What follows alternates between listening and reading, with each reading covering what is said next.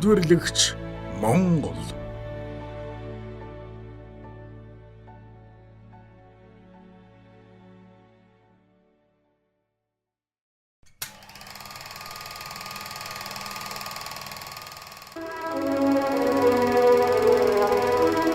Манай үйлдвэрүүдэд дэлхийн олон орны нам төрийн болон улс орны нийтийн байгууллагын төлөөлөгчд очиж манай ажилчдаа танилцж, ярилцж, хийж бүтээсний үздэг юм аа.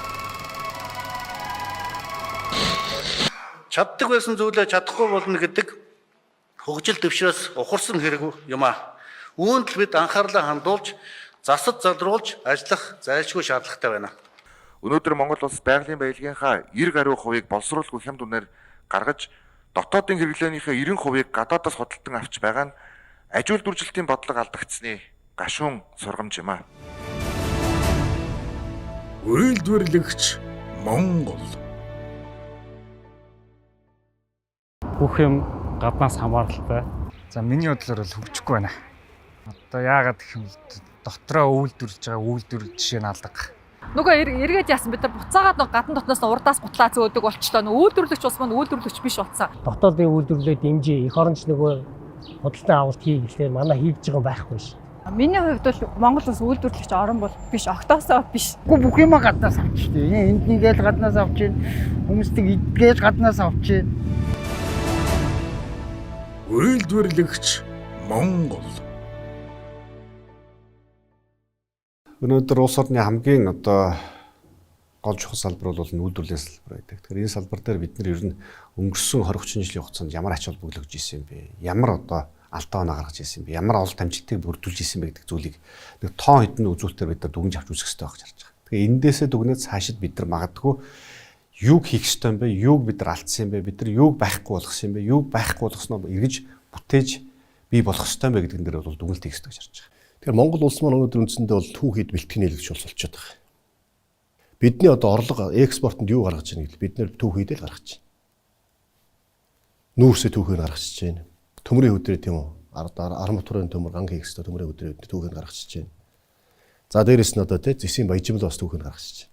Олон жил уулуурхаан бүтээгдэхүүн нэмэн үртэх шингээмээр байна. Ажлын байр бий болгомоор байна. Хагас боловсруулаад болж үл эцсийн бүтээгдэхүүн хиймээр байна гэж ярьж байгаа ч өнөөдөр хүртэл нэг ч үйлдвэрүүд үүдээ нэхгүй байдаг.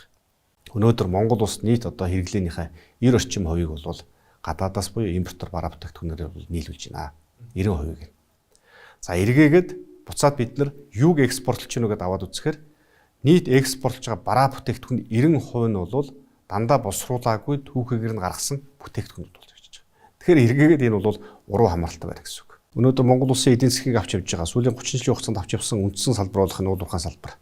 Энэ салбарч гэсэн өөрөө дандаа түүхийгээр нь үйлдвэрлэдэг. Тухайн тэр зэсийг инж тэр нүүрсийг инж тэр төмрийн хөдрийг инж тэр дандаа босруулалгүйгээр гадаадад гаргаж байгаа экспортлж байгаа. Тэгэхээр бид нар энэ дээр дүгнэлт хийж өөрчлөлт хийх шаардлагатай байна. Ер нь бол Монгол улс 100 жилийн уулуурхаан түүхтэй. 100 жил бол уулуурхаан салбар маань хөгжиж ирсэн.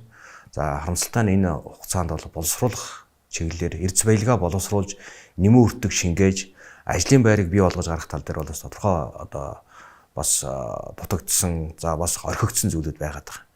Нүүрс вэж гэн, төмөр вэж гэн, зэс вэж гэн, жонш вэж гэн гэд. Дээр нь хөдөөж чухал бүтээгдэхүүнүүд одоогоор бол сул хаягдж байна.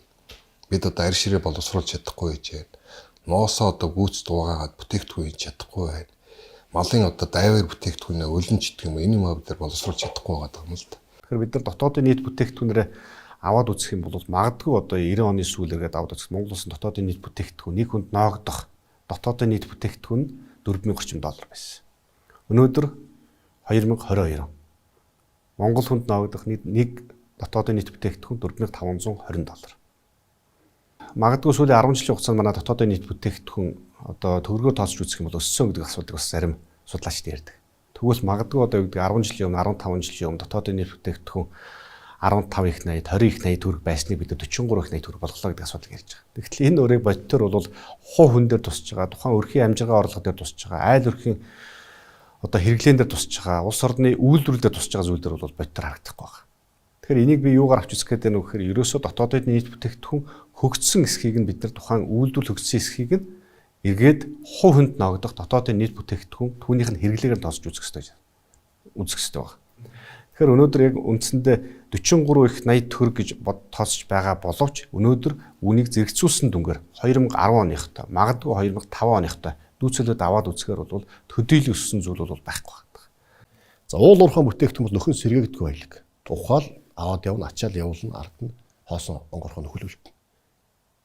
Тэгвэл үдний тийм аль алинтэй нөхөн сэргээгд баялгаач үн цэнтэй болгомоор байна. Нөхөн сэргээгдгөө тийм үү баялгаа бид нэ бас үн цэнтэй зармаар байна. Түүхээр нь биш. Гэтэл өнөөдөр бидний байж байгаа байдал бол тийм үү аль аль нь үн цэнэгүй, аль алийг нь түүхээр нь үндсэндээ хятад улсад бэлтгэн нийлүүлдэг ийм ус болцсон. Энэ цар тахлын үед одоо үндсэндээ манай Монгол Улсын эдийн засаг бол 4-5 дахин одоо агшлаа шүү дээ. Дээр нь одоо Монгол улсууд хэрэгжүүлж байгаа томоохон бүтээн байгуулалт маань зогссон байж. Дээр нь одоо тээвэр шатхуун ч гэх юм уу шатхууны одоо хомсдолд орсон. Тээврийн үн нэмэгдсэн ч гэх юм уу. Ийм одоо хүнд байдалд орсон. Тэгээ энэ маань юу хэлээд байна гэхээр бид нар өөрсдөө нөгөө дотооддоо үйлдвэрлэлүүдэд хөгжүүлж чадаагүй их олон жил явсны л уршиг гарч байгаа. Энэ хэмжээгээр ч одоо яаж нэгвэл гаднаас орох валютын орлого бага, нөгөө талаа гадагшаа гардаг валютын тийм урсгал ихтэй. Үүнээсээ бол одоо төгрөгийн ханчин тогтворгүй байнга одоо үнийн өсөлтгээл одоо үнийн өсөлтөд өгүүлж идэг. Үн өсөж чинь одоо амьдрал хэцүү чинь одоо хэцүү цалин тэтгэврээ нэмээч гэж ярьж идэг юм болчиход байгаа байхгүй. Мал аж ахуйн гаралтай үйлдвэрүүдийг хараад үзэх юм бол боловсруулах үйлдвэр маань төдийлөн сайн биш байна. Хувийн хөгжлүүд маань одоо боломжийн түвшинд өөрсдийнхөө хэмжээгээр мал аж ахуйн гаралтай ноос нолдуур боловсруулах за мөн одоо арчир боловсруулах үйлдвэрүүд маань харьцангуй одоо хувийн хөгжлийн маань ачийг нүрээ явуулж байна. Гэхдээ одоо нийт Монгол Улсын экспортын гадаад худалдааны тэнцэл төр жинд харж байгаа хөдөө аж ахуйн салбараас гээд аваад үзэх юм бол зөвхөн долларын боловсруулах үйлдвэрүүд байна. Арчир болон бусад түүхий дагалдах дайвар бүтээгдэхүүнүүдийн боловсруулалт экспортод гарч байгаа байдлаас харахад бол тиймч одоо бидний өссөн хүлээс үр дүн бас харагдахгүй байна. Тэгэхээр энэ юу хэлж ийм нөхөр бид нар малын гаралтай түүхийдээ бүрэн боловсруулж авна. Мөн одоо өрсөлдөх чадварыг хангаж чадахгүй байна л гэж харагдаж байгаа. Дахиад одоо нөгөө социализм үед чаддаг байсан тийм үү? Арьс ноос ноолор одоо юу гэдэг малын гаралтай түүхийдээ бүрэн боловсруулдаг байсан бол өнөөдөр дийлэнх нь бас боловсруулж чадхаа болчихсон. Жилдээ 20 орчим сая малын гаралтай түүхийд одоо бид нэр бэлтгэн нийлүүлэгдэж байна. Үүнээс нэг сая орчмын одоо эцсийн бүтээгдэхүүн хийж чадж байгаа 5% нь. Үлдсэн 95% үндсэндээ хагас боловсруулах эцсийн дийлэнх нь 60-70% үндсэндээ түүхийгээр экспортод гарч байгаа. Энэ зөвхөн одоо үн цэнтэйгээс нэрж байгаа шүү дээ. За бид ноолорыг харьцангуй одоо юу гэдэг юм. Тодорхой хувь нь одоо тийм боловсруулад за дийлэнх хувь нь одоо тийм угаагаад самнаад гаргаж байна. За ноосыг бол одоо угаагаад гаргаж байна. Ихэнх нь бас тал нь хаягдчихж байгаа. Арьс ширний тухайд их ярих юм бол за харьцангуй одоо тэмээний шир одоо хонь ямааны арьс бол ихэнхдээ ялангуяа одоо зуны цагт бүгд хаягдчихж байгаа. Үнгүү болоод. Ийм л болчиход байгаа. Үйлдвэрчлэлтийн бодлого байхгүй байна гэдэг нь юу гэхээр зэрэг бид үйлдвэрчлэлтэд нэлээд орхитуулсан байна л гэж. Төрийн дэмжлэг энэ чиглэлөө сүүлийн жилүүдэд илүү одоо анхаарал хандуулж чадаагүй байна гэдэг. Тэр нь юу гэхээр зэрэг ганцхан баримтаар зарагч юм. Бид нар нийт арьс ширнийхээ хэдүүг нь боловсруулалт гаргаж ийн нөхөр нийтдээ 7-8 сая арьсыг бид нар манай дотоодын аж ахуйн нэгжүүдэнд боловсруулад гадаад зах зээлд гаргаж байна. Цаана бид нар боловсруулж чадахгүй маш олон сая арьс шир үлдэж байна. За нөгөө талд за бэлтгэсэн түүхий дээрээ бид нар одоо яг бүтээгдэхүүн үйлдвэрлэлийн хэмжээг аваад үзэх юм бол бид нар ерөөсөө түүхийдийнхаа 70-80% анхан шатны боловсруулалт хийгээд гаргаж байгаа. Энэ маань юу гэдгийг угаас нь олвор юм уу вэт билүү ерөөсөө анхан шатны боловсруулалт хийж гаргаж байгаа. За үлдэх 20-30% дээрээ бид нар дараагийн шатны эцсийн бүтээгдэхүүн болгож үйлдвэрлэж байгаа. Энэ маань юу гэхээр бид нар одоо энэ мал аж ахуйн гаралтай түүхийд боловсруулах одоо экспортын орлогоо 4-5 дахин алдаж байна л гэсэн. Өнөөдөр Монгол улс бол хөдөө аж ахуйн улс орн гэж ярьдаг. Мал аж ахуйн улс орн гэж ярьдаг. Одоо 60-70 сая малтай гэж ярьдаг. Гэтэл сүүсүн бүтээгдэхүүнийхээ нийт 50%-ийг сүүнийхээ хэрэглээнийхээ 50%-ийг бол импортоор авч хэрэглэж байна. За мөн дээрээс нь сүүсүн бүтээгдэхүүн. Тэр дотор одоо юу гэдгийг цөцгий гэдэг юм уу, бяслаг гэдэг юм уу те эргээд одоо сүүн гаралтай бараа бүтээгдэхүүнийхээ бараг 60-80%-ийг импортын бараа бүтээгдэхүүнээр нийлүүлж байгаа, хангаж байгаа ийм төр зургууд гарч ирж байгаа. Одоо барилга байшин барийг ихсэн ч хүртэл одоо тийм цементнээс бусад гаднаас импортоор авч үн маш их өсөж байна. Тэр хэмжээгээр дагаад барилгын материал барилга байшингийн одоо үн өртөг аягүй өсөж шүү дээ. Монгол улс бол нийтдээ дотоодынхоо барилгын материал хэрэглээний 38 орчим хувийг үйлдвэрлэж байгаа. За бас 38 орчим хувиа бас бүгдийг нь үйлдвэрлэдэг юм уу гэхээр бас энэ дээр бас өөрөөс хэл ойлголт гарч иж байгаа. Юу гэхээр одоо шинэ хөөсөнцөр хавтан дээр дотоод 100% үйлдвэр нь байгаа мөртлөө түүхийд нь одоо 2 хөшөөс 100% хамааралтай.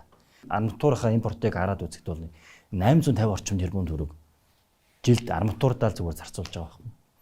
Тэгэхээр энэ мөнгө маань одоо дотооддоо 100% үйлдвэрлэсэн тохиолдолд бол дотооддоо Монгол улстай үлдэн нэмэрдэг болов.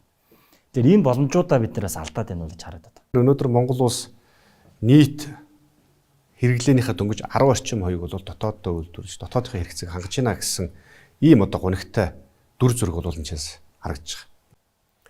Бид өнөөдөр юу үйлдвэрлэж юу бүтээж дотоодод чадж гин гэвэл бид маха өөрсдөө тийм малынхаа махыг одоо өөрсдөө үйлдвэж маха өөрсдөө хэрэглэж чадж байна. За төмөс бол үндсэндээ бас Монгол нутагтаа тарьж ургуулж тийм үү төмсний одоо хэрэглээг өөрсдөө хангаж чадж байна. Хүнсний ногооны үндсэндээ нэг 60-70 орчим хувь бид өөрсдөө хангаж байна. За гурилаар одоо бүрэн хэрэгцээ хангаж чадж байна. Гурилаа хангаж байгаа боловч гурилан бүтээгдэхүүнийхний 50 орчим хувийг бол импортын бараа бүтээгдэхүүн хангаж байгаа. Өөрөөр хэлэх юм бол одоо эдгээр бүтээгдэхүүнээс бусдад өргөн хэрэглэний бараа бүтээгдэхүүн бүгдийг бид импортоор авч байна. Бас нэг талаа энэ эмгэнэлтэй одоо ийм дүр зураг бол гарч иж байгаа. Үйлдвэрлэгч Монгол. Яагаад өнөөдөр бид нар энэ үйлдвэрлэлийг хөгжүүлээгүй? Яагаад өнөөдөр бид нар дотоодын хэрэгцээг хангаж чадахгүй? Яагаад өнөөдөр бид нар монгол хүн өөрсдийнхөө дотоодод үйлдвэрсэн бараа бүтээгдэхүүнийг хэрэгжилж чадахгүй нөхцөлд хүрсэн юм бэ гэдэг нөхцөл бол цэвэр энэ бол төрийн буруу гэж харж байгаа. Төрийн бодлого тодорхой байх ёстой. Төр бол бодлогоо тодорхой тийм үү зөв тодорхойлох ёстой. А зөв тодорхойлсон бодлогыг тийм үү тогтвортой хэрэгжүүлэх тийм үү ийм залгамж чанар байх ёстой. А бидний алдаа бол яасан гэвэл ерөөс ялсан нам болгон өөрсдийн бодлого явуулна гэд өмнөх бодлогоо үүсгдэг. Энэ бидний аюу том алдаа. Тэгэхээр бид нар сүүлийн 30 жилийн хугацаанд маш том алдаатай бодлогыг бол одоо бодлогын алдааг хийжээ гэдэг нь бол эндээс харагдаж байгаа. А хэрвээ бид үйлдвэрлэлээ хөгжүүлээд гадагшаа гаргадаг тийм үү түүхийдээ үн цэнтэй болгоод бүтээгдэхүүн болгоод гаднаас олдог орлого маань валютын орлого маань нэмэгдчих юм бол дотооддоо тийм импортоор авдаг бараа бүтээгдэхүүн багасгаад импортлогч биш экспортлогч улс болчих юм бол эргээд нэг валютын ханш чинь тогтвортой бол инфляц үнийн өсөлтийн асуудал яригдахаа болно. Ингэх юм бол одоо бидний авч байгаа цалин тийм үү авч байгаа тэтгэвэр бидний амьдралд хангалттай хүрдэг болох юм л та. Тийм учраас бид нэр одоо үйлдвэрлэгч улс болёо. Хэрэглэгч биш үйлдвэрч улс болёо. Импортлогч улс биш тийм үү экспортлогч улс болёо гэдэг зорилго тавиад байгаа чи үнэтэй л холбоотой. Тэгэхээр бид нар цаашид улс орон хөгжийг бол бид нар үйлдвэрлэлээ бий болгох ёстой. Дотоодынхоо нийт бүтээгдэхүүнийг нэмэгдүүлэх ёстой. Нэг хүнд ноогдох дотоодын нийт бүтээгдэхүүний хувь хэмжээг бол бодтоор бол өсгөх зайлшгүй шаардлагатай байна. Ер нь бол одоо альва улс орон яаж хөгждөг вэ? Ер нь бол хүнд үйлдвэрээ хөгжүүлээд хүнд үйлдвэрийнхаа дараа хөнгөн үйлдвэрээ хөгжүүлээд эдгээр маань явандаа кластер болж одоо хөгжиж эхэлсэн шүү дээ. Хүнд үйлдвэрийг дагаад хөнгөн үйлдвэр хөгжих боломжтой болно.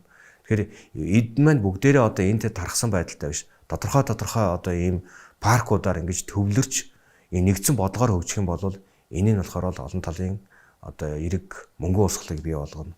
Тухайн орон нутаг цаашлаад одоо улсынхаа эдийн засгт бол энэ бол маш одоо сайн талтай л юм одоо бүтээн байгуулалтын ажил болно гэсэн үг. Манай улс бол мадажхан эдийн засаг хөгжүүлэх маш өргөн боломжтой. Яа тэгэхээр бид нэр нийтдээ 70 орчим сая малтай байна. Түүх эдийн нөөц хангалттай. Бид нар долларын зах зээлийн 30 орчим хувийг, ноосны зах зээлийн 30 орчим хувийг. За мөн одоо жилдээ 20-с 25 сая аршир түүх эдийн нөөц бэлэн байна. Монгол улс өнөөдөр 70 сая мал байна. Жилдээ нэг 25-аас 28 сая төл хүлээж авч байна. Тэгэхээр бид нар төлийнхөө хэмжээгээр хэрэгцээлэхэд за дотооддоо бид нар хүн амын хэрэгцээнд нэг 10-аас 12 сая толгой мал хэрэглэн тийм үү. За ингээд цааш нь бид нар нэг 13-аас 15 сая толгой малыг эдийн засгийн хэрэглэнд оруулаад нийтдээ 20-аас 25 сая толгой малыг жилд эдийн засгийн хэрэглэнд оруулах арширны түүхэд болон мах түүнийг дагсан дайвар бүтээгдэхүүний нөөц бидэрт байж байна. Тэгэхээр юу гэхээр зэрэг Монгол улс нэг тулгуурт эдийн засаг буюу өнөөдөр уул уурхайгаар суурсан эдийн засаг биш олон тулгуурт эдийн засаг болох боломж нь байна. Түүний нэг баг нь бол хүнс хөдөөжихүүн салбар бол байж болноо. Энэ бол хамгийн ойрхон харагдж байгаа салбар. Тэгэхээр энэ дээр бид нар боловсруулах үйлдвэрүүдийг буюу одоо цаашдаа экспортын чиг баримжаатай эдийн засгийг тэлэх энэ суур баг нь болж өгөх тэр нөхцөлийг бүрдүүлэх үйлдвэрүүдийг өнөөдөр зохицох шаардлага байна гэж харж байна. Тэгэхээр ерөнхийдөө 120-аас 130 мянга гээд бодох юм бол 1 кг долларыг бодох юм бол за яг зөвхөн түүхийдээ ингээд бэлтгэхэд 1.2 их 80 төгрөгийн түүхийдээ бий болж байгаа. Малцтын гар дээр очиж гарлах гэсэн үг шүү дээ. За тэрийгээ бид нар цаашаа ингээд гүйцэд болгох юм бол 4-5 их 80 ийм орлого болох ийм л боломжтой ийм салбар байгаа. Жишээ нь одоо Монгол улс бол жилд 8 сая орчим тонн төмрийн хөдөр баяжмалыг экспортод гаргаж байгаа. За Монгол улс бол одоо 2019 онд жишээ нь 36 сая тонн нүүрсийг экспортод гаргасан. Ихэнх нь бол коксчих нүүрс байдаг. Гэтэл үндсэндээ бол төмрийн хөдөр дээрээс нь одоо коксчих нүүрс байхад бол ган бүтээгдэхүүн өдрүүлэх боломжтой болж байгаа. За багш хэмжээний одоо шохон километрийн зүйлүүд хэрэг болдог. Эдгээр бүх зүйл түүхийдүүд нь Монгол улсад байж байна. Гэтэл манай улс жилд одоо маш хэмжээний валюта энэ гаднаас худалдаж авахд, арматурыг худалдаж авах зориулж байна. Хэрвээ одоо энэ алтан ширээд ажил дүрийн цогцлбор, за мөн одоо Эрдэнэт хотод одоо бэрэнгийн барьж байгаа одоо хар төмөрлөгийн цогцлбор, та дархан уулын одоо энэ төмөрлөгийн цогцлбород ашиглалтанд орох юм бол Монгол улсын дотоодын гангийн хэрэглээгээ хангах бүрэн боломжтой болж эхэлж байгаа. Ширэм үйлдвэрлэн, ширмээсээ биднес ган үйлдвэрлэн. Энэ гангаасаа биднес янз янзын арматур, одоо шаар, за мөн одоо үйлдвэрлэлд шаардлагатай бусад одоо бүтээгдэхүүнүүдийг гаргаж авах юм боломжтой болж эхэлж байгаа. Тэгэхээр бид нар цаашдаа яах вэ гэхээр дотоодын эрдэс түүхийн дээр үйлдвэрлэх, орлох, импортыг орлох барилгын материалын үйлдвэрлэлүүдэд төлхөө хөгжүүлэх юм шаардлага тулгарч байгаа. Өнөөдөр Монгол улс ядаж 15 гол нэр төрлийн бараа бүтээгдэхүүнийг хүнснийхээ бүтээгдэхүүнээр дотоодынхаа хэрэгцээгээ бүрэн хангадаг, иргэдээ өөрсдийнхөө үйлдвэрсэн бараа бүтээгдэхүүнээр бүрэн хангах хэмжээнд бол очих зайлшгүй шаардлага байна гэж харагдаж байна. Үйлдвэрлэгч Монгол. Хувийн хөвшилтэд бид нар итгээд хувийн хөвшлөд дэмжиж өгөх юм бол хувийн хөвшлийнхээ өөрсдөө хийж чинь. Одоо хідэн цементний үйлдвэр байж чинь. Хувийн хөвшлөд дэмжиж өгсөн дээр босол гараад ирсэн. Одоо яг түүнтэй адилхан гангийн үйлдвэр босоод ирж байна. Бас л одоо манайхан цогч унах бол одоо Эрдэнэт байж одоо бэрэнгийн гангийн үйлдвэр гээл дорнодод баригдаж байгаа үйлдвэр гээл. Бид нэ жоохон дэмжиж өгөхөд гараад ирж байна. Тийм болохоор одоо бид өөрсдөө хийж чадахгүй мөртлөө төртэй хийх гэж хувийн хөвшлөд дэмждэг болмоор байна. Одоо орон нутгад бүс нутгад яагаад үйлдвэрлэлүүд хөгжихгүй байна? Төрийн дэмжлэл дотоод байна. Хувийн хөгжлийн маань иргэд маань хий гэсэн хүсэл байна. Хамгийн гол төрийн гол үндсэн үүрэг бол төрөөс бид нар бол дотоодынхаа үйлдвэрлэлийг дэмжих, дотоодынхаа аж ахуй нэгжүүдийг дэмжих, дотоодынхаа зах зээлээд итгэх энэ бодлогыг төрөөс бодлогоор гаргах хэрэгтэй. Тэр хатын 3 дугаар аян шиг тийм үү? Тодорхой зорилго тавиал төр бүх бололцоог мөр төлөөд өгөхөд энд босоод ирчихсэн. За төрийн үүрэг оролцоо бол бизнесийн орчин дээр ямар хэлбэрээр байх вэ бид нар маш цөөхөн хэлбэр. Нэгдүгээр дэргэцэн орчноор бид нар дэмжих хэрэгтэй.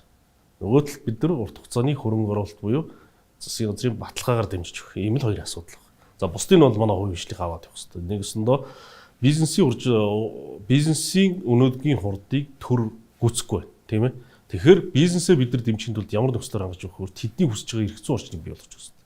Дотооддоо үйлдвэрлээд ингээд явж байхын давуу тал бол ерөөсөө л энэ үйлдвэрүүдээ бид нэ цаашаа ерөөсөө хөрөнгө оруулалтыг нэмэгдүүлэх, за мөн одоо үндэсний дотоодын худалдаа авалт хийх, энэ одоо хууль эрх зүйн орчныг сайжруулах энэ тал дээр бид нэр бодлогын томоохон шинжилтүүдийг хийх нэлээд шаардлагатай байна гэж харагдаж байгаа нэг талаас.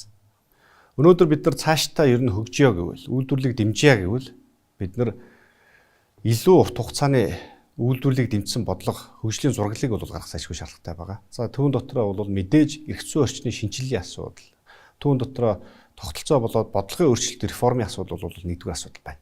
За үүнийгээ уялдаж бид нар энэ эрх зүйн шинжилгээг бол хийх зайлшгүй шаардлагатай бол байгаа. Тийм учраас бид нар одоо яг энийг нэг зоригтойхон шиг тийм үү? Шин шатанд гаргая. Энэ асуудлыг шийдъя гэдэг үүднээс үйлдвэр технологи паркийн одоо хуулийг шинжилж нариулж энэ хуулиараа Монголын төртөө нэг удаа нэг зоригтой нэг том хууль гаргаад үзье. Импортлогч биш экспортлогч улс болох гээд үзэхүү гэдэг нэг зориг гаргах ийм л одоо торгон цаг мөчтөр би ирээдүйг харж байгаа. Тийм учраас энэ үйлдвэр технологийн парк дээр ер нь орсон гол өөрчлөлтүүд нь бол Монгол Улсын засгийн газраас тодорхой хэмжээний бодлого барья. Энэ Монгол Улсынхаа нутаг дэвсгэрийг бүсчилж ингэж одоо үйлдвэр технологийн паркуудаа байгуулъя л гэдэг ийм асуудал яригдчих. Энэ хууль бол маш их ач холбогдолтой. Яагаад гэвэл одоо үйлдвэрлэлийг хөгжүүлэх, энэ шин сэргэлтийн бодлогын хүрээнд үйлдвэрлэлийг хөгжүүлэхэд шинэ эрчгүүд, шинэ одоо импульс өгөхөд бол энэ бол одоо маш чухал ач холбогдолтой хууль байж байгаа. Энэ аж ахуй нэгжүүдтэй, хувийн бичлийнхэнтэй, бизнес эрхлэгчид нартаа тусгай эрх олгож байгаа үндсэн том хууль маань бол үйлдвэр технологийн паркийн тухай хууль. Тэгэхээр бид нар хөдөө аж ахуйн чиглэлээр нь ч тэр, уулуурхаан чиглэлээр нь ч тэр, босрох үйлдвэрийн чиглэлээр нь ч тэр бүхий л салбарт өнөөдөр үйлдвэрлэл хөгжих боломж болцоог бид нар үйлдвэр технологийн паркийн тухай хуулийн хүрээнд бий болгоё гэдэг асуудлыг тавьж байгаа. Төрөөс одоо бодлого гаргаж тодорхой газар нутгийн одоо юу гэдгийг тусгай хэрэгцээнд аваад яг энэ үйлдвэр технологийн парк руу орсон дэд үтсийн асуудлыг бол засгийн газар шийдэж өгөх хэрэгтэй. Төрөөс шийдэж өгөх хэрэгтэй. Төмөр замын асуудал, авто замын асуудал, гэрэл цахилгааны асуудал, усныхны асуудал гэдэг. Ингээд гадна дотны хөрөнгө оруулалтыг наашаа татах ийм одоо болцоо боломжийг л бид энэ хуулиар одоо бий болгох болгож одоо өгөх гэж байгаа. Энэ үйлдвэр технологийн паркын тухай хуулинд хөндөгдөөгүй асуудал гэж бол бараг байхгүй. Өнөөдөр Монгол улсын аж ахуйн нэгж болгонд, хувийн хвшил болгонд, үйлдвэр болгонд тулгамдсан байсан бүх асуудлуудыг бид нар цогцоор нь тусгаж оруулж ирсэн байна. Тэгэхээр магадгүй эргээгээд үйлдвэрийг хамгийн анх суурнаас нь босгохоос өгсүүлээд тухайн тэр байшин барилгыг зураг төсвийг хийхээс өгсүүлээд эсвэл оруулж ирэх шаардлагатай байгаа тоног төхөөрөмжийг үйлдвэрсэн бараа бүтээгдэхүүнийг нь дотоодоо борлуулахад гадагшаа экспортлох шаардлагатай. Энэ их зүүн таатай орчныг бүрдүүлэхэд бол энэ үйлдвэр технологийн хууль одоо чиглэсэн гэдгийг бол та хүмүүс ойлгох зүг байна. Паркын тухай хууль батлагдсанаар ер нь Монгол улсад одоо эдийн засгийн маш том хувьсгал болно. Бараг 2 дахь том хувьсгал болно гэж хэлж ярихад бол болж байгаа юм. За энэ хуулийн гол концепт үзэл баримтлал бол ерөнхийдөө 2 зүйл дээр төвлөрч байгаа. Нэгдүгээрт болохоор Монгол улсын урт хугацаа, дунд хугацаа, богино хугацааны бодлогын баримтчдгүүдтэй нийцүүлье.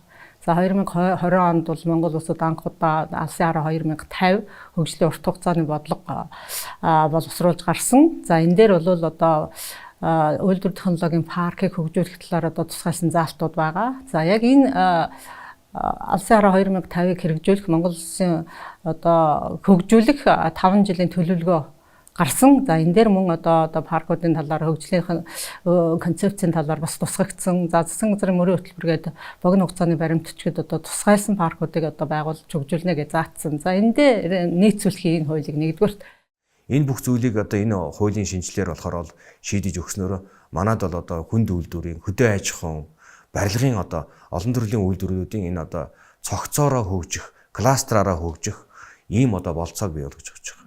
Үйлдвэр технологийн паркийн хууль бол өөрөө маш чухал хууль. Тийм учраас энэ үйлдвэр технологийн парк бол би өөрөө энийг суурь дэд бүтцсэн хууль гэж харж байгаа. Үйлдвэрлэл хөгжих суурь дэд бүтцсэн хууль. Өөрөө систем. Үйлдвэр технологийн парк гэдэг нь өөрөө үйлдвэрлэл, логистик, дэд бүтцийн тэрийг яг шийдээд өгсөн ийм цогц шийдэл. Энэ шийдлэрөө бид нар очихгүйгээр үйлдвэрлэл явуулахад, масс үйлдвэрлэл явуулахад үнэхээр хэцүү.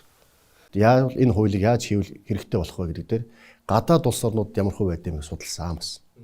23 орны одоо парк хөгжүүлсэн туршлагыг одоо судалсан, мөн парк хэрэгцээ орчин талаар судалсан юм аа. Одоо Казахстан, Германаас ахуулаад одоо Хятад, Таиланд, Тайван, Вьетнам, Индонез гэд маш олон орнууд судалсан. Маш олон орнуудын хууль судалжаад одоо хамгийн сайн давуу талуудыг нэгтгэхэд одоо хамгийн хүчтэй зохицуултад нэгтгэхэд энэ хуулийг суулгаж өгч байгаа. Гол зарчим нь бол юу гэж үздэг вэ? Санхүүжилтийн хувьд бол мөнгөний хэлбэрээр дэмжлэг үзүүлдэг юм байна нэгдүгээрт. Хоёрдугаарт нь бол тэр парк байгуулах зорилтоор импортлж байгаа тоног төхөөрөмж одоо түүхийд материалыг гайл нөтийн татвараас чөлөөлөхдөө тэр эхлээд бол гайл нөтийн татварыг авчаад буцаа олгох маягаар буцаагаад олгочдөг. Ийм одоо хөнгөлтүүдийг үзүүлж явдаг юм байна. Бусад улс орны жишээн дээр ч гэсэн тэр олон улсын нийтлэг жишгийн дагуу ерөөсөө бид нар анхан гарааныхан төвчтөн дээр бид нар төрөөс бүхий л боломжоор бол дэмжих хэрэгтэй байна. Тэгэхээр бид нар түүхийд дээрэн суурилсан тэр бүс нутагт нь эрх зүйн орчныг бүрдүүлж өгье. Тэнд үйлдвэрлэлийн боломжийг бүрдүүлж өгье. Хэрвээ та Улаанбаатар хотоос гараад орон нутагт энэ паркын тухай парксаар одоо аж үйлдвэрийн паркийг кадастр хэлбэрээр хөгжүүлэх юм бол бид нар эдийн засгийн санхүү банкны үйлчлэгээр дэмжиж өгье. Боловсон хүчнийх нь шийдэж хөдөлгөөнөөр одоо орон нутагт очиод энэ үйлдвэр дээр ажиллаж байгаа хүмүүсийг ипотекоор орон сууц нийгмийн асуудлыг шийдэж өгье. За энд үйл ажиллагааны усаар таныг татварын орчны чинь хөнгөлж өгье. Тийм үү? За ингээд экспортод гарахад бид нар дэмжлэг үзүүлье. Энэ бол төрөөс явуулж байгаа эрх зүйн хамгийн том дэмжлэг гэж харж байгаа. Нөгөө талд нь бид нар засгийн газрын баталгаа гаргаж байна. Олон янзын татваруудыг бид нар эхний 5 жил 100%, дараагийн 5 жилд 50% хөнгөлнө гэж байна. Энэ нь бол төсвөөс ямар нэгэн мөнгө гарах асуудал ерөөсөө огт биш. Энийг маш зөв ойлгох хэрэгтэй. За энийг хүмүүс баахан татвараас хөнгөлж чөлөөлөх нэ. Нөгөө төсвийн орлогч бүрдэхэ болон төсвийн орлогч бүрдэхгүй болохоор цалин тэтгэвэр тэтгэмж өгч чадхаа болон ийм одоо юм байж болохгүй гэж тийм үү. Буруу ойлгож магадгүй. Төсвийн өнөөдөр олж байгаа орлого тийм өнөөдөр төлж байгаа татварт ямар ч нөлөө байхгүй. Яагаад гэвэл өнөөдөр үйлдвэр технологийн паркуудаас улсад төлж байгаа нэг ч төрлийн татвар байхгүй. Нэг төрлийн татвар байхгүй. Яагаад гэвэл энэ үйлдвэр чинь өнөөдөр байхгүй шүү дээ. Байхгүй үйлдвэр ямар мөнгө төсөв төлөх юм? Тэгэхээр энэ үйлдвэрүүдийн биднээс бий болгоно гэдэг нь явандаа төсвөө одоо тэлэх татврынхаа суурийг нэмжинэ гэж ойлгож хэрэгтэй. Яагаад гэвэл байхгүй үйлдвэр байхгүй байх юм бол ийм дэмжлэг байхгүй байх юм бол энэ баригдах бүтээн байгуулагдах хугацаанд хойшлоод байна гэсэн үг. Энд чинь байхгүй үйлдвэрүүд шүү дээ. Тэгээс өнөөдөр төр татвар төлжсэн үйлдвэрийн татварыг 5 жил одоо байхгүй болгочихж байгаа юм биш. Тэгэхээр байхгүй юмнуудыг бид нар бий оруулах гэж байгаа учраас бол энэ төсөвдөр ямар нэгэн байдлаар нөлөөлөх юм бол ерөөсөө байхгүй. Энэ бол нэгсэндээ бид хөшүүргийг л хийж өгсөн. Өнөөдөр бизнес хийе энэ боловсруулах үйлдвэрүүдийг байгуулах гэсэн маш олон бизнес аж ахуйн хийж иргэд байна. Гэхдээ тэдэнд ямар дэмжлэг өгөхөд таны асуудал байгаа төрийн дэмжлэг буюу эрх зүйн орчин тэгээд татвар орчны бодлогын дэмжлэг л хэрэгтэй байна. Энэ асуудлыг бие паркийн хуулиар эзэлж эрх зүйн орчныг нээж өгч чадна гэж харж байгаа. Тэгэхээр үндсэндээ ерөөсөө үйлдвэрлэгч нарт хамгийн том ачаа дарамт болж байгаа 2-3 том татварын асуудал байна. Нэгдүгээрт бол нөөтийн албан татвар, хоёрдугаарт гайлын албан татвар, гуравдугаарт аж ахуйн нэгжийн орлогын албан татвар гэдэг. Тэгэхээр үндсэндээ суур одоо юу гэдгийг энэ 3 татварын асуудлыг бол төрөөс бид нар яг цэвэр үйлдвэрлэгч нар дээр зориулж 5-10 жилийн хугацаанд үе шаттайгаар үзүүлэх зайлшгүй шаардлага бол байгаа гэж харж байгаа. Тэгвэл бид нэр шинээр одоо хөрөнгө оруулах гэж паркууд дээр хөнгөлөё, чөлөөлөё. Тэр улсын төсөвт ямар ч нэг зардал талдаа, орлого талдаа ямар ч нөлөө байхгүй. Ингээд явна. Үйл ажиллагаа явуулаад эхлээд явах юм бол харин дараад нь улсын төсөвт үйлдвэрлэлээд бий болсон бүтээгдэхүүнээс татвар төлөөд эхлэхээр улсын төсвийн орлого нэмэгдэж эхэлнэ. Жишээлбэл манай уул уурхай хүнд үйлдвэрийн яам бол одоо паркийн хүрээнд баригдах нэг 5 үйлдвэр дээр бид нэр жишээ авч одоо тооцоо хийж үзсэн л дээ. Энэ парк бүрэн утгаараа ажиллаад эхлэхээр жил болгоно 477 тэрбумын орлого олоод ах юм байна гэсэн ийм одоо тооцоол гарсан. Тэгэхээр бол нэг удаагийн чөлөөлтийн дараа бол чөлөөлөх юм бол дараа нь бол паркууд бүрэн утгаараа ажиллах юм бол тэрнээс яг тэр хэмжээний орлогыг одоо жилдээ оруулаа явах юм а гэсэн ийм тооцоол байгаа. Үйлдвэр технологийн парк эрх зүйн байдлын тухай хууль батлагдаад яг амьдрал дээр хэрэгжээд эхлэх юм бол Монгол улс тэмцэндээ аж үйлдвэрийн хувьсгал хийгдэнэ. Монгол улсын эдийн засаг тийм үү дотоодын нийт бүтээгдэхүүн үндсэндээ 2 дахин нэмэгдэнэ. 2 дахин нэмэгдэнэ. Зөвхөн одоогоор одоо байгуулагдах гэдэг ингээд яригдж байгаа тийм үү төлөвлөж байгаа засгийн газрын түвшинд яригдж байгаа одоо хэд цөөхөн эдийн парк байгаа. 5-6 паркийн асуудал яригдж байгаа. Эдгээр их чинь тийм үү 10 их найдын борлуулалтын орлого олдог болно. 10 их найдын. За эндээс тийм үү хөл дээр боожоод ингээд босоод ирэх юм бол 2 их найдын төгрөгийн тийм татвар улсын төсөвт төлөгддөг болно. Өөрөөр хэлбэл төсвийн орлого 2 их найдаар буюу татварын орлого бараг 2 дахин нэмэгдэнэ гэсэн үг. Үйлдвэрлэгч Монгол. Урд нь хуультай байсан. Үйлдвэр технологи паркийн хууль урд нь байсан шүү дээ. Яг хөгжихгүй л шүү дээ. Үйлдвэрч хөгжихгүй л шүү гэж хэлэх байх. Тэгвэл урд нь байсан хуулийн хүч чадал үйлчлэх нөлөөлөл аюул сул байсан. Өмнөх хуультай холбоотой алдаа оноо болвол тухайн төрөөс үйлдвэрлэлийг бий болгохтой холбоотой энэ паркийг хөгжүүлэхтэй холбоотой нэг ширхэгч дэмжлэгийн асуудал бол тусгалтаагүй байсан. Өмнөх хуулийн одоо үйлдвэр технологийн паркийн хуулийн хүрээнд бол энэ шинээр үйлдвэрийг хүнд үйлдвэрийн суурийг бий тавихад шинээр үйлдвэрийг бий болгоход үзүүлж ирсэн төрөөс үзүүлж ирсэн тусламж дэмжлэг бол тийм хангалттай байж чадаагүй. Тэгвэл яах ёстой юм бэ гэдэг дээр улсын их хурлын хамгийн газар тийм хуулийн хэрэгжлийн үр дагаварт үнэлгээ хийлгэсэн. Үнэлгээ хийлгэсэн чинь яа харахгүй энэ үйлдвэрлэлийн паркийн одоо хуулийн хүчин чадал их сул юм байна. Төрөөс ирнэ бараг дэмжлэг үзүүлэх дэмжлэг халгаа. Тийм учраас энэ үйлдвэрлэлийн паркууд хөгжихгүй байгаа юм байна гэдэг үнэлэлт бол гарсан. Тэгэхээр бол энэ хуулийн хэрэгжилтийн үр дагаварт бол дүн шинжилгээ хийсэн байдаг юм судалгаанууд. За тэгэхэд бол нэг нийтлэг хэдэн зүйл ажиглагдсан. Нэгдүгээрт нь энэ хууль бол бас бусад хуулиудтай уялдаа холбоо багтай хууль хоорондын зөрчил байсан. Тэгэхээр дэд үтсийн одоо санхүүжилтийг шийдэх тэр механизм нь энэ хуульд байхгүй байна гэж утсан. Хөрөнгө оруулагчдыг татах тийм яг таата нөхцөлийг бүрэн бий болж чадаагүй байна. Энэ үүднээс хөрөнгө оруулагчд орж иж чадаагүй байна. Дэд бүтцийн асуудлыг хэн яа шийдэх юм бэ? Энэ бүрэн зохицуулалт маань бол өмнөх хуулиудаар бол бас бүрэн тусгацж чадаагүй байсан. Тэгээ бодлого нь гараад тэгээд нэг хуулийн баталж өгсөн байхад нэг өнөөдөр Монгол улсад нэг 11 парк байгуулах зөвшөөрөл авсан байдаг. Түүнээс үндсэндээ 4 нь бол амьсгал тасаар алга болсон. 7 нь одоо нэг орон нэр төдий дөнгөж нэг нэр төдий тийм үү байж байгаа. Энэ амьсгал урахт бэлэн болсон. За 2014 оноос хойш үйл ажиллагаагаа явуулж байгаа. За 2014 одоо энэ жил чинь одоо 6-7 жил одоо үйл ажиллагаагаа явуулж байгаа боловч одоо тодорхой бас нэг тийм хөгжилд одоо хүрэхгүй. За хууль эрх зүйн маань орчин маань бас тодорхой болоогүй болохоор паркийн үйл ажиллагаа Монгол улсад нэг л сайн явж өгөхгүй байгаамаа. Багнуур хот байгуулагдаад 40 жил болж байна. Тэнд одоо маш том нүүрсний уурхай ажиллаж байсан. Хүнд үйлдвэр. Энийг дагаад одоо Багнуурт бас нүүрс химийн үйлдвэр барих боломж байсан. Гэтэл байгуулагдаагүй. 40 жил өнгөрцөн. Өнөөдөр үйлдвэр технологийн парк байгуулагдаад ингээд явах гэсэн чинь эрх зүйн байдлын тухай хууль нь ердөө л 3 хуудсанд багтсан. Уг нь хууль маань одоо тийм ээ тогтвортой орчин бий болгож чадахгүй байна. Таатай нөхцөл үүсгэж чадахгүй байна. Тэр хуулийг дагаад одоо төрийн захиргааны төв байгууллагуудаас гарах тэр хэрэгжүүлэх ёстой тэр тогтоол шийдвэрүүд ерөөсө дагаж гарч ирээгүй. Эннээс үүдэл одоо нэг хөрөнгө оруулалт орж ирэхгүй байна. Яагаад гэхээр зэрэг нөгөө парк гэдэг чинь өөрөө тодорхой татварын эдийн засгийн хөнгөлт үзүүлэх байхгүй гол нь. Одоо хөрөнгө оруулагчийг татах гол таатай орчин л тэр. Өнөөдөр Монголд яг сонгогдгоор байгуулагдсан үйлдвэр технологийн парк нэг чалга. Паркийн хөрөнгө оруулалт маань одоо бас яваагүй нэг гол шалтгаан нь хэмээл хөрөнгө оруулалтын асуудал. Маш өндөр өртгөр босно. Дэд бүтцүүд маань өртөг өндөртэй шинээр их усүр барьж байгаа учраас тэрнээс гадна яг манай паркийн тухай гэх юм бол бусдаасаа бүр илүү өндөр өртөгтэй. Манай паркийн хувьд бол одоо ингээд яг энэ хөгжлийнхөө 4-5 жилд цар тахлын хүнд үе тохиож нэг жоохон ажил удаашрлаа. Тэрнээс бол одоо бэлтгэд ажил сайхан хангагдсан. Одоо хөрөнгө оруулалт энэ паркийн одоо эрх зүйн байдлын тухай хуулийн одоо батлуулж гаргаж ирэх. Энэний дагуу одоо цаашдаа одоо төгжирсэн гацсан асуудлуудаа шийдээд явах. Ийм л одоо гол зорилготой байна. Яг үйлдвэрлэл нь өөрөө парк, үйлдвэр технологийн парк буюу аж үйлдвэрийн паркийн систем дээр явж идэг. Нэг нь түүхийдээ бэлтгээд үйлдвэрлэл өмнөхөө бэлтгээд мас үйлдвэрлэл парк дээр явагдаж байгаа тохиолдолд борлуулалтын систем гарч ирдэг. Энийг хүмүүс биржийн систем гэдэг энэ системээр явж ирдэг. Энэ гурван системийг хооронд нь уйж холбохгүйгээр дангаараа явахтан зэрэг үйлдвэрлэл хөгжихэд өөрөө маш хүчин бас учир дутагдaltaй байдаг. Тийм учраас улсын бодлого төлөвлөлт нь өөрөө энэ гурван нэг холбоод нэгдсэн систем гэдэг юмыг үүсгэх хэрэгтэй болж байна.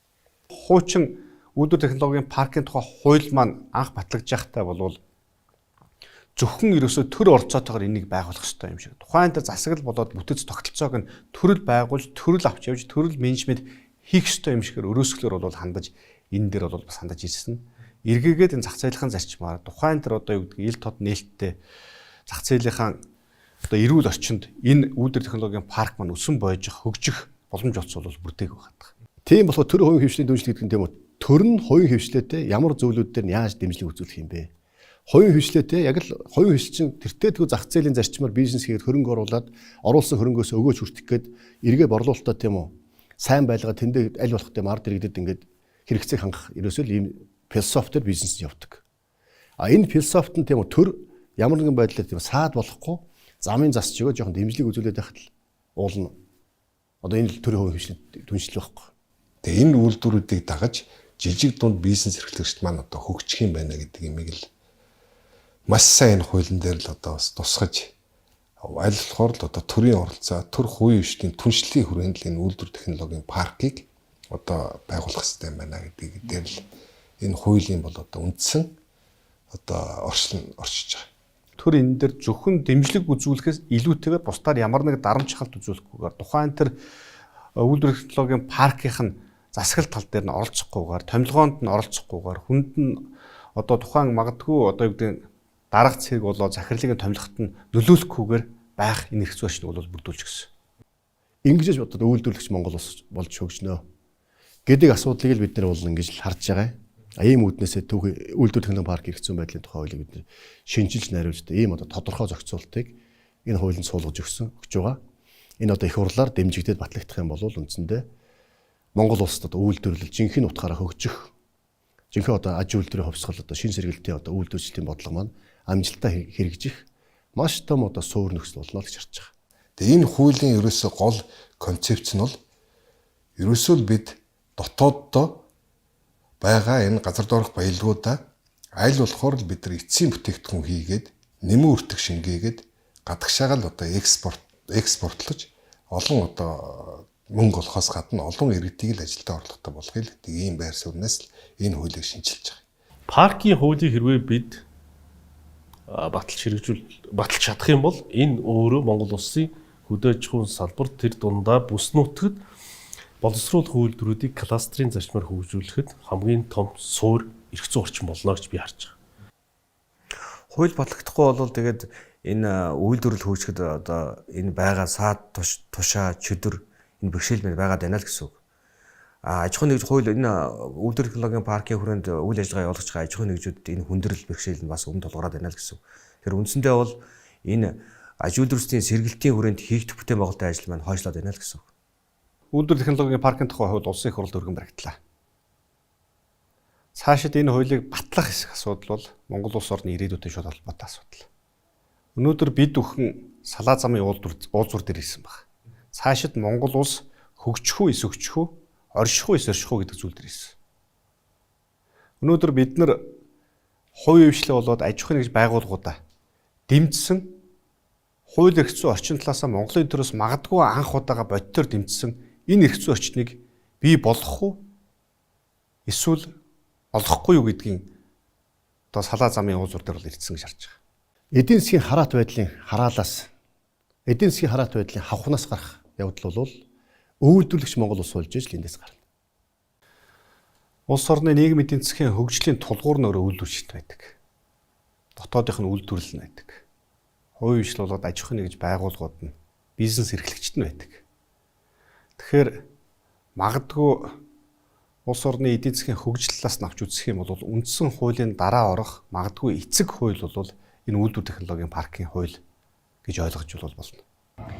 Үйлдвэрлэл чинь ер нь бол улсыг хөгжүүлэх ингээ яг нэг юунууд нь болж та. Одоо үйлдвэрлэл байнгут тэрийг дагаад улс орон өөрөө хөгждөг штэ. Одоо тэнд сууж байгаа хүмүүс бүгдээрээ л гой зүтгээд эх орныхоо төлөө өөрсдийнхөө төлөө биш те. Юу н үйлдвэрлэж орон болох хэрэгтэй юм л. Бүгд бүх юм хийдэг үйлдвэржүүлж улс хөгжиж. Манай улс үйлдвэр юмаа сайн хөгжүүлэх хэрэгтэй. Хувийнхаа аж ахуй байж тээ тий. Тэрнийг сайн хөгжих юм болоод манай Монгол улс болохгүй юм ерөөсөө байхгүй. Үйлдвэр байна гэдэг бол мэдээж ажлын байр байгаа. Хүмүүс ажилтаа байна. Өнөөдөөс үйлдвэрийн үед бүтээгдэхүүн гаргадаг. Тэгээ бүтээгдэхүүнээрээ тий өөрсдөө дотоодоо болоо гадагшаа гарах бүрэн боломжтой байдаг учраас эдийн засгийн хувьд хамаагүй хүчтэй болно л да. Эзэн Чингис Богд хаан нэгэнтээ чи бусдын хийсэн хоолыг гэдэж бусдын хийсэн хувцсыг өмссөн тэр цагт бусдын боол болсон хэмээн бодоорой гэж айлдсан байт юм а.